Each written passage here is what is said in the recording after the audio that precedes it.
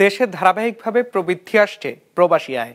সবশেষ আগস্টেও প্রবাসী আয় প্রবৃদ্ধি হয়েছে 9%-এর মতো, যদিও এই আয় আগের মাসের তুলনায় কিছুটা কম।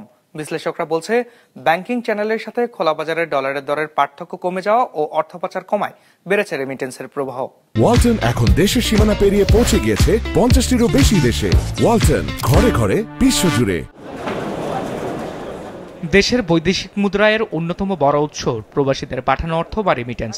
বাংলাদেশ ব্যাংকের হালনাগাদ তথ্য অনুযায়ী চলতি বছরের আগস্টে প্রবাসীরা দেশে এমন আয় পাঠিয়েছেন $242 কোটি, যেখানে 2024-এর একই সময় পাঠিয়েছিল $222 কোটি। সে হিসেবে বছরের ব্যবধানে রেমিটেন্সের প্রভাব বেড়েছে $22 কোটি বা 8.9%। রেটের ক্ষেত্রে যে বৈষম্য, সেই বৈষম্যটা অনেকটাই এখন চলে গেছে।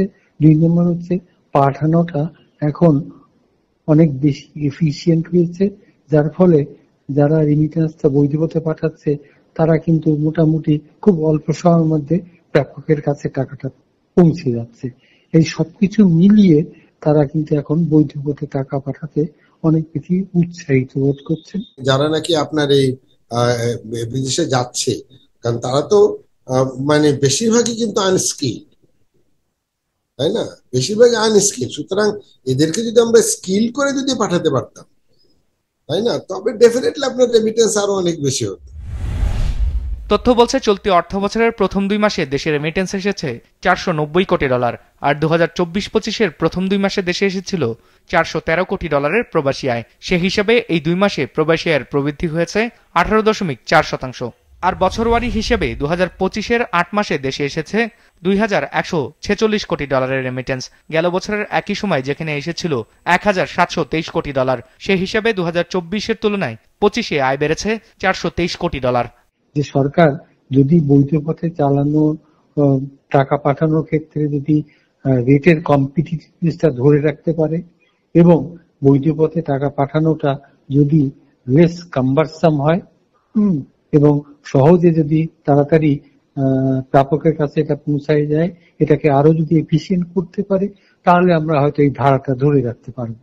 কিন্তু সেটা যদি না হয় তাহলে কিন্তু উল্টো চিত্র দেখা দিতে পারে আর কি। ধারাটা ধরে রাখতে চাইলে কতগুলো বিষয়, যে আপনার সরকার যে ইনসেন্টিভ গুলো দিচ্ছে এগুলো তো ধরে রাখতে হবেই, প্লাস আমাদের দেশে যে এখন একটা মানে আপাতত একটা তো স্থিতিশীলতা আমরা দেখতে পাচ্ছি এক ধরনের, এটা যেমনই, তাই না?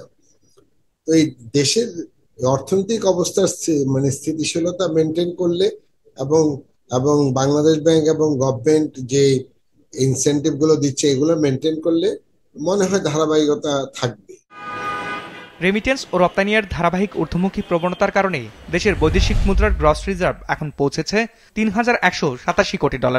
আর IMF এর BPM6 পদ্ধতি অনুযায়ী ধারে দেওয়া অর্থ বাদ দিলে বৈদেশিক মুদ্রার রিজার্ভ রয়েছে $2619 কোটি।